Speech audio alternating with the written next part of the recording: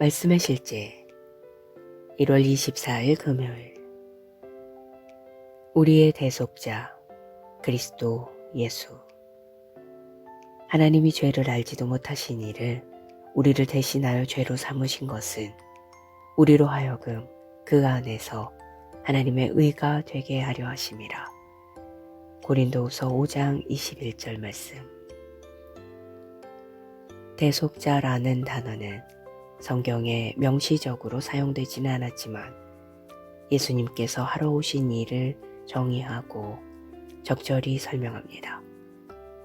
이는 어떤 것 혹은 누군가를 다른 것으로 대체하거나 다른 사람의 자리를 차지하거나 다른 사람의 자리에 놓는 것을 의미합니다.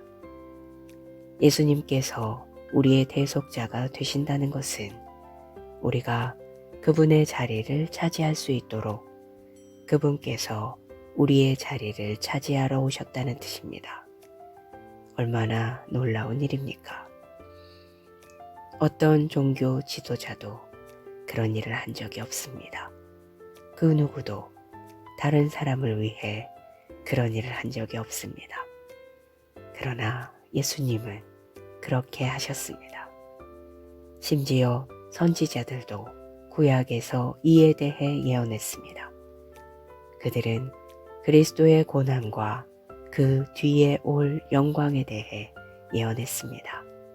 예를 들어 이사야 선지자는 이사야 53장 4절로 6절에서 다음과 같이 말합니다.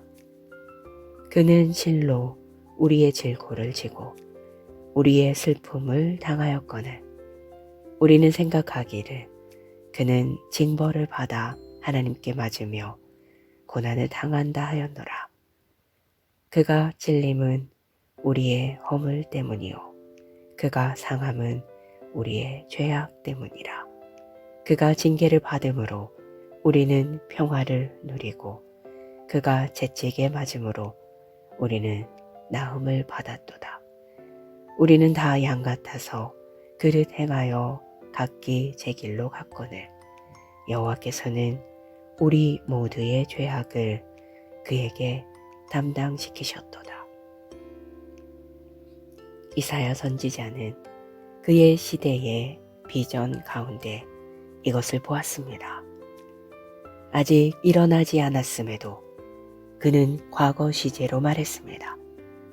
하나님의 생각 안에서는 이미 일어난 일이었기 때문입니다.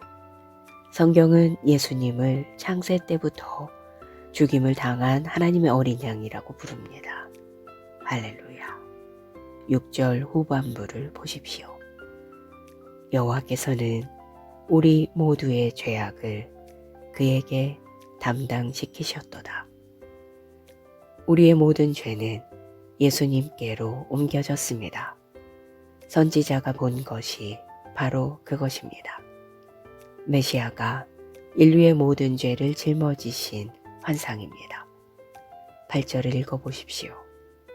그는 곤욕과 신문을 당하고 끌려갔으나 그 세대 중에 누가 생각하기를 그가 살아있는 자들의 땅에서 끊어짐은 마땅히 형벌받을 내 백성의 허물 때문이라 하였으리요. 결국 예수님께서 오셨을 때 그분은 가야바의 심판을 받으셨고 빌라도의 심판도 받으셨습니다. 그리고 그들은 예수님을 죽였습니다.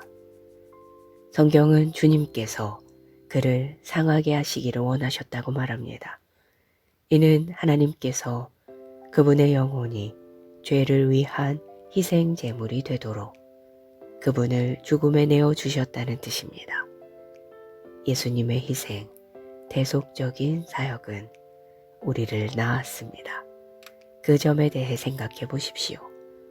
우리가 오늘 그분의 이름으로 사는 것은 당연합니다. 우리는 그분의 의가 되었습니다. 하나님이 죄를 알지도 못하신 이를 우리를 대신하여 죄로 삼으신 것은 우리로 하여금 그 안에서 하나님의 의가 되게 하려 하심이라. 다음 말씀의 실제에서 더 나누도록 하겠습니다. 기도. 사랑하는 아버지, 그리스도의 대속적 희생을 통해 내가 받은 의의 선물과 새로운 생명에 감사드립니다. 나는 그분의 완성된 사역의 승리 가운데 살며 그분 안에 있는 나의 정체성을 완전히 인식하고 있습니다. 나는 이 진리의 빛 가운데 행하며 세상에 하나님의 영광과 선하심을 선포합니다. 예수 이름으로 기도합니다. 아멘.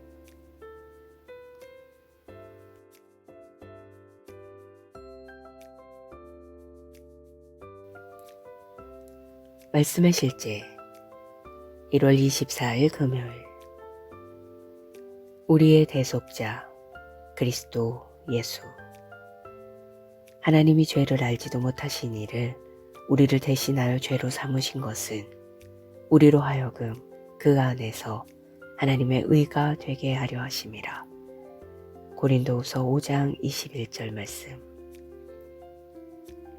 대속자라는 단어는 성경에 명시적으로 사용되지는 않았지만 예수님께서 하러 오신 일을 정의하고 적절히 설명합니다.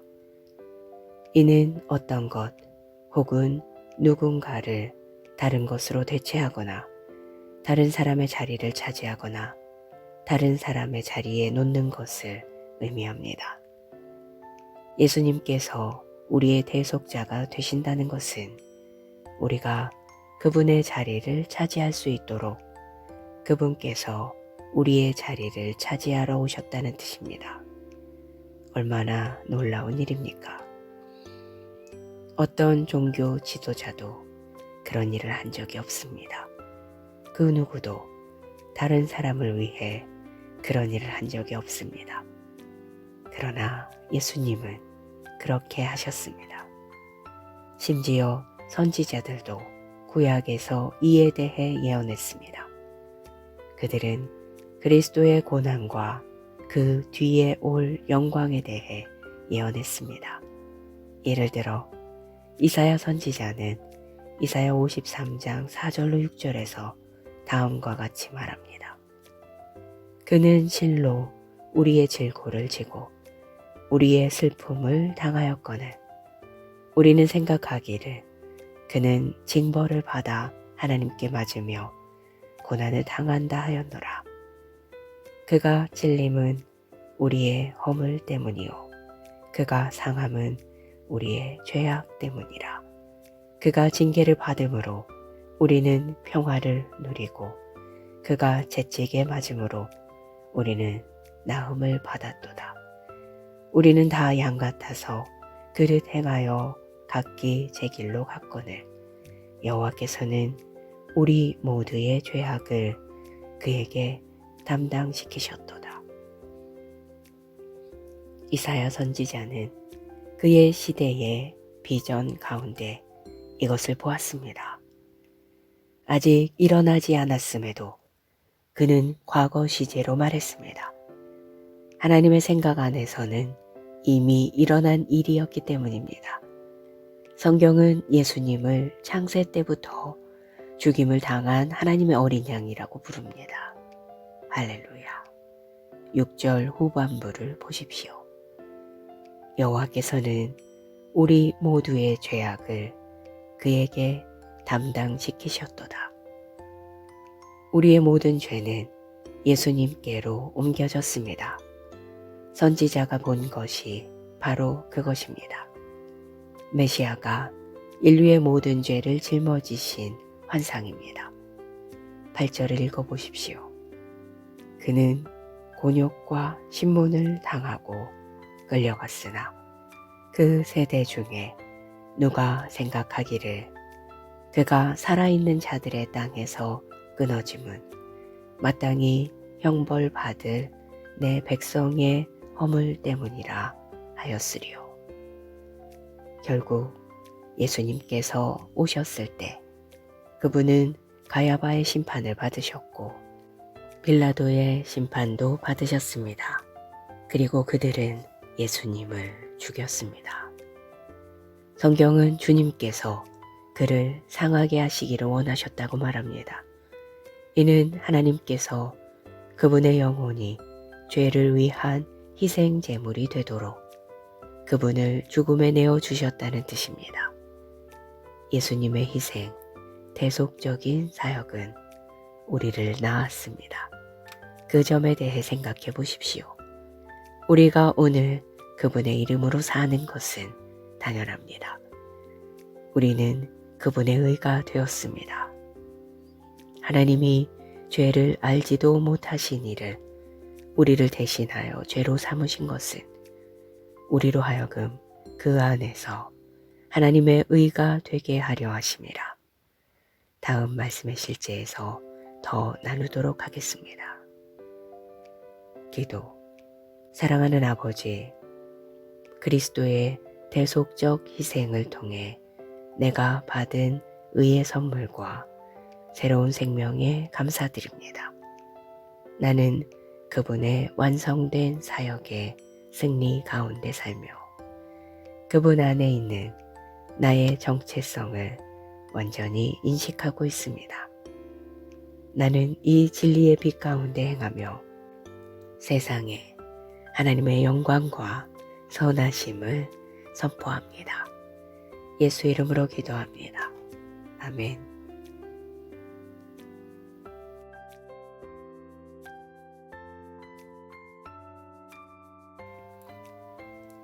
말씀의 실제 1월 24일 금요일. 우리의 대속자 그리스도 예수. 하나님이 죄를 알지도 못하신 이를 우리를 대신하여 죄로 삼으신 것은 우리로 하여금 그 안에서 하나님의 의가 되게 하려 하심이라. 고린도후서 5장 21절 말씀. 대속자라는 단어는 성경에 명시적으로 사용되지는 않았지만 예수님께서 하러 오신 일을 정의하고 적절히 설명합니다. 이는 어떤 것 혹은 누군가를 다른 것으로 대체하거나 다른 사람의 자리를 차지하거나 다른 사람의 자리에 놓는 것을 의미합니다. 예수님께서 우리의 대속자가 되신다는 것은 우리가 그분의 자리를 차지할 수 있도록 그분께서 우리의 자리를 차지하러 오셨다는 뜻입니다. 얼마나 놀라운 일입니까? 어떤 종교 지도자도 그런 일을 한 적이 없습니다. 그 누구도 다른 사람을 위해 그런 일을 한 적이 없습니다. 그러나 예수님은 그렇게 하셨습니다. 심지어 선지자들도 구약에서 이에 대해 예언했습니다. 그들은 그리스도의 고난과 그 뒤에 올 영광에 대해 예언했습니다. 예를 들어 이사야 선지자는 이사야 53장 4절로 6절에서 다음과 같이 말합니다. 그는 실로 우리의 질고를 지고 우리의 슬픔을 당하였거늘 우리는 생각하기를 그는 징벌을 받아 하나님께 맞으며 고난을 당한다 하였노라. 그가 찔림은 우리의 허물 때문이요 그가 상함은 우리의 죄악 때문이라. 그가 징계를 받음으로 우리는 평화를 누리고 그가 채찍에 맞음으로 우리는 나음을 받았도다. 우리는 다 양 같아서 그릇 행하여 각기 제 길로 갔거늘 여호와께서는 우리 모두의 죄악을 그에게 담당시키셨도다. 이사야 선지자는 그의 시대의 비전 가운데 이것을 보았습니다. 아직 일어나지 않았음에도 그는 과거 시제로 말했습니다. 하나님의 생각 안에서는 이미 일어난 일이었기 때문입니다. 성경은 예수님을 창세 때부터 죽임을 당한 하나님의 어린 양이라고 부릅니다. 할렐루야. 6절 후반부를 보십시오. 여호와께서는 우리 모두의 죄악을 그에게 담당시키셨도다. 우리의 모든 죄는 예수님께로 옮겨졌습니다. 선지자가 본 것이 바로 그것입니다. 메시아가 인류의 모든 죄를 짊어지신 환상입니다. 8절을 읽어보십시오. 그는 곤욕과 신문을 당하고 끌려갔으나 그 세대 중에 누가 생각하기를 그가 살아있는 자들의 땅에서 끊어짐은 마땅히 형벌받을 내 백성의 허물 때문이라 하였으리요. 결국 예수님께서 오셨을 때 그분은 가야바의 심판을 받으셨고 빌라도의 심판도 받으셨습니다. 그리고 그들은 예수님을 죽였습니다. 성경은 주님께서 그를 상하게 하시기를 원하셨다고 말합니다. 이는 하나님께서 그분의 영혼이 죄를 위한 희생 제물이 되도록 그분을 죽음에 내어 주셨다는 뜻입니다. 예수님의 희생, 대속적인 사역은 우리를 낳았습니다. 그 점에 대해 생각해 보십시오. 우리가 오늘 그분의 이름으로 사는 것은 당연합니다. 우리는 그분의 의가 되었습니다. 하나님이 죄를 알지도 못하신 이를 우리를 대신하여 죄로 삼으신 것은 우리로 하여금 그 안에서 하나님의 의가 되게 하려 하심이라. 다음 말씀의 실제에서 더 나누도록 하겠습니다. 기도. 사랑하는 아버지, 그리스도의 대속적 희생을 통해 내가 받은 의의 선물과 새로운 생명에 감사드립니다. 나는 그분의 완성된 사역의 승리 가운데 살며 그분 안에 있는 나의 정체성을 완전히 인식하고 있습니다. 나는 이 진리의 빛 가운데 행하며 세상에 하나님의 영광과 선하심을 선포합니다. 예수 이름으로 기도합니다. 아멘.